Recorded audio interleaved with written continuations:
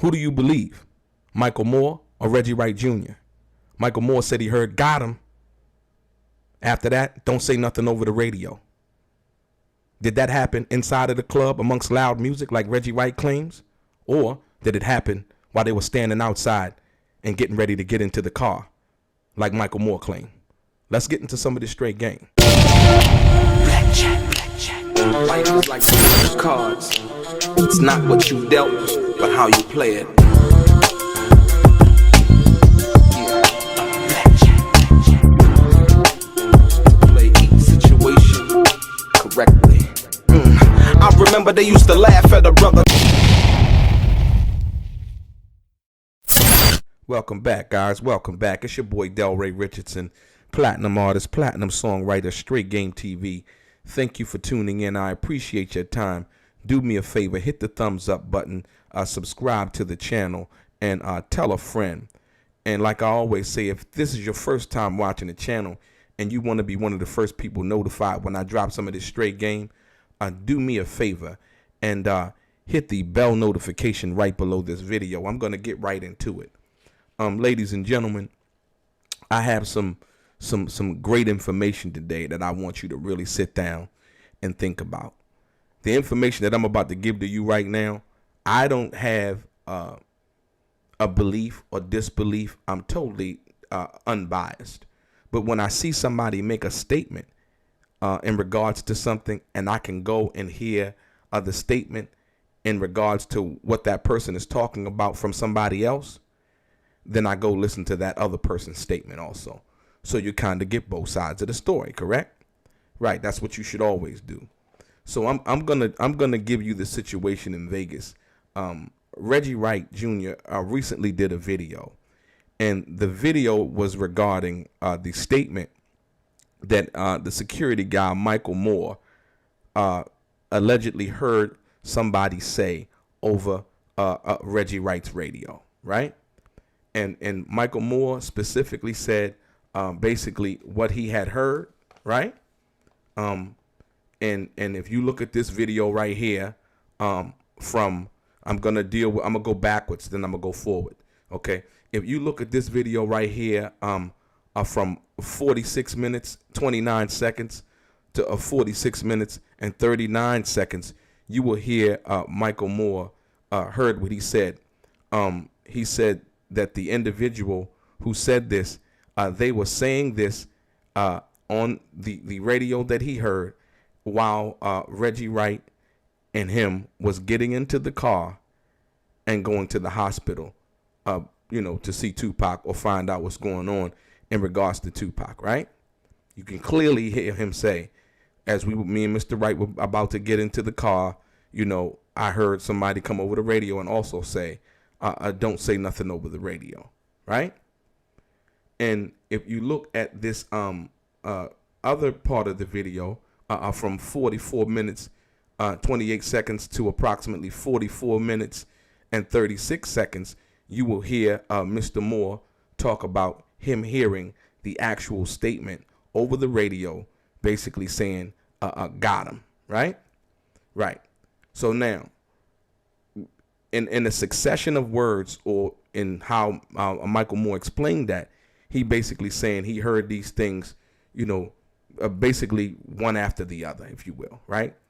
And what he said is that they were getting inside the car, and he heard one thing, and then shortly after that, he heard somebody come over the radio and said, he heard him say, got him. Then he heard somebody come over the radio shortly after that and say, don't say nothing over the radio, right? Now, that's a fact. You just listen to that, right? Okay. So now, Reggie Wright did a video in regards to dealing with this situation. Now, and I don't know what the got him meant. I don't know why somebody would say got him. I don't know why somebody would come over the radio and say, don't say nothing over the radio. But it could be believed and taken from the fact of what happened, that somebody was saying got him in reference to Tupac being shot. And somebody was communicating with Reggie over his radio. Now, in this video right here, if you go to Reggie Wright, basically, if you go to 28 seconds, 0.28 seconds to approximately 2 minutes and 50 seconds in this video, you're going to hear Reggie Wright explain that they were in a nightclub when this happened, right?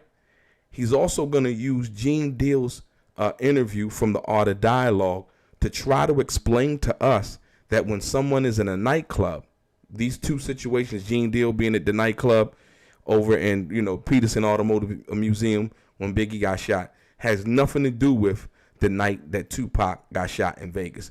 But Reggie Wright wants to use this video to try to convince you that the same thing was going on in Las Vegas at Club 662, music blaring real loud and all of that, was the same thing that was going on. Two things: the Peterson Automotive, the music was blaring. Use Gene Deal's Art of Dialogue interview to explain the fact that you couldn't hear nothing, right? But we know for a fact, right, that Michael Moore said that they were getting into the car. They were not inside the club when he heard that, right?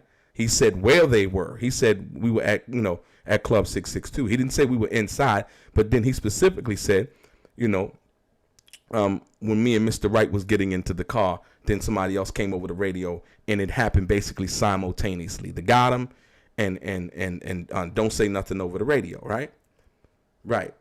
Also in this Reggie Wright interview, he tries to explain the fact that the Nextel phones that were available at that particular time did not do what Michael Moore said happened. And that's not true. That's not accurate. And I'm going to point you to this part in the video, basically in the Michael Moore video at 47 minutes and 35 seconds to approximately 48 minutes and 35 seconds, where the people from Sprint Nextel explain that they didn't have a group conversation, or the phone wasn't available to do the group conversation, but it could do a direct one-on-one conversation as far as the features that they had available at that particular time. And so what Reggie was alleging that they, the phones didn't do it at that particular time, what he said in his video, simply would not be true. According to not me, not Michael Moore, not nobody else. I'm just looking at the evidence in the interview as it presents itself. According to the man at Sprint Nextel, he said, yes, you could do a person-to-person conversation, right? But not a group one, right? So whoever had that, if they had your number, they could talk to you and say, yo, got him. You know what I mean? And that's what basically Michael Moore was speaking on from that perspective, right?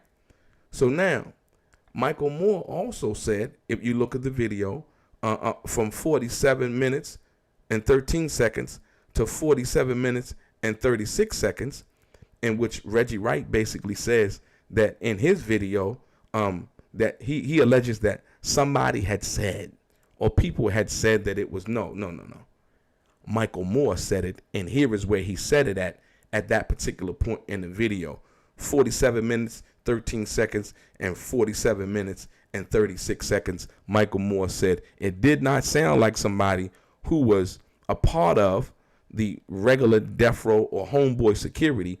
It sounded like a Caucasian voice, right? Michael Moore said that. Did nobody else say that? It wasn't other people like Reggie tried to make it seem like it was these other people who said this that weren't, that they didn't know what they were doing. It was the guy who worked for you, Mr. Wright, right? So now, I'm not saying that this means anything spectacular.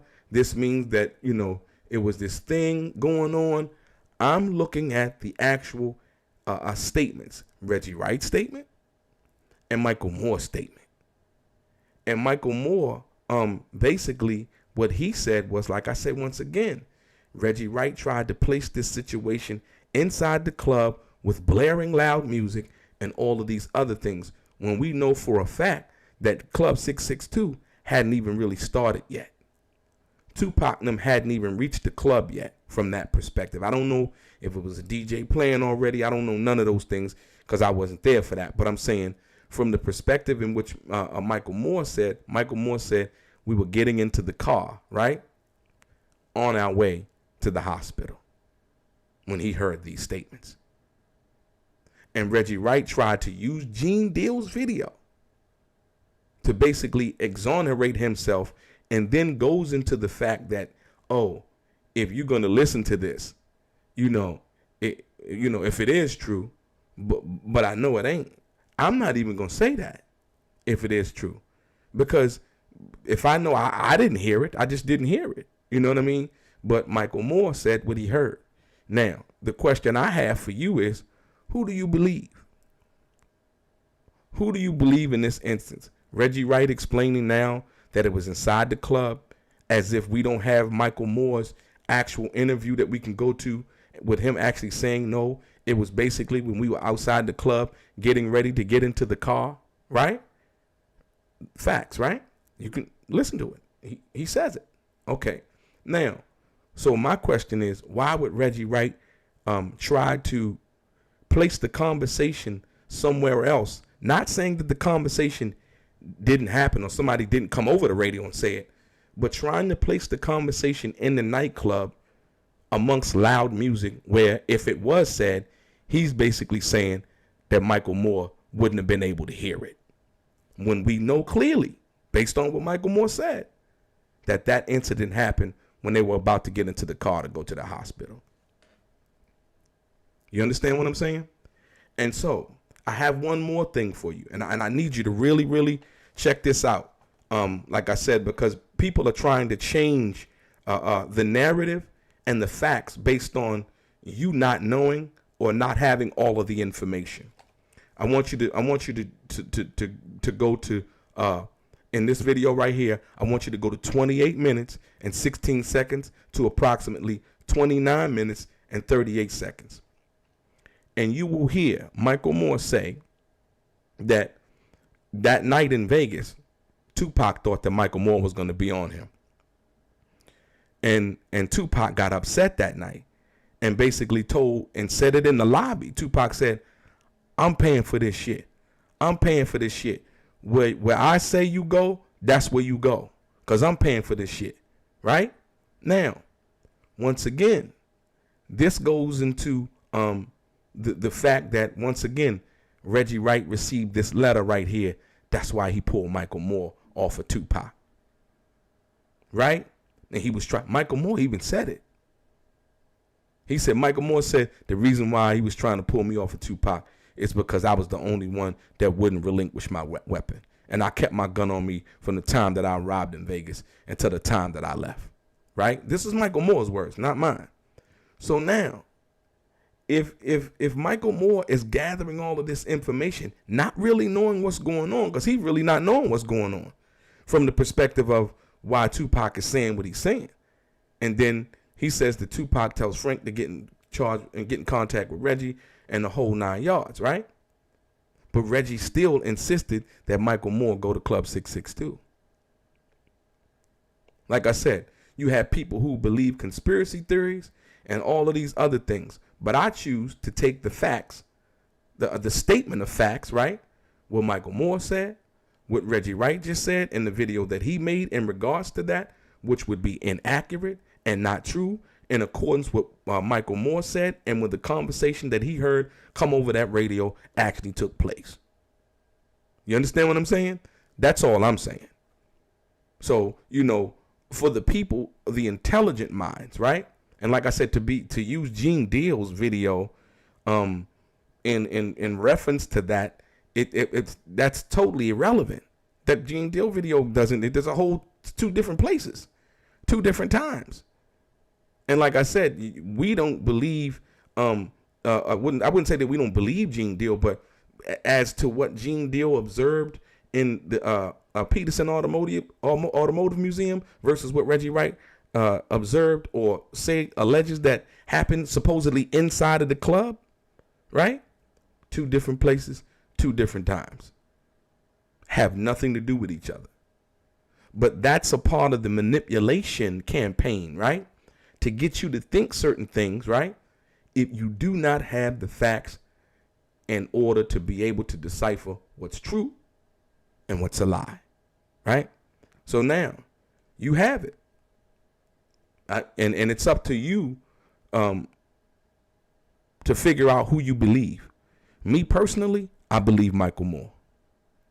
I believe Michael Moore. And the reason why I believe Michael Moore is because of the fact that I just pointed out the fact that Reggie Wright Jr. lied on Yaki Gaddafi's mom and basically stating that she got fired. Tupac fired her sometime in April of 1996. And that didn't happen. And then he had the audacity to come on there and basically say, when he was making some kind of fake apology to Yasmin, right, that he did not say that she was fired. And I found that video, and I put those videos right next to you. You can go down and look at the rest of my videos, and you'll see that he said it. So if you would lie about something as petty and trivial as that, it ain't no telling what you lie about. And so therefore, when I examine both sides of these videos, I choose to believe Michael Moore. Not saying that it had anything sinister to do with Tupac, but this is what Michael Moore said that he heard. Not what, the people and your subscribers came up with some theory. No. Or my subscribers came up with some theory. No. This is what Michael Moore, one of Right Way security officers, actually said that happened. And then Reggie Wright comes and makes a video in 2022, March of 2022, basically trying to place the conversation or what Michael Moore said that he heard. He's trying to place that inside the club amongst loud music, and where Michael Moore wouldn't have been able to hear that. When Michael Moore clearly said that they were outside the club, ready to get into the car, going to the hospital. And it happened simultaneously. Your boy DELRAY, straight gang.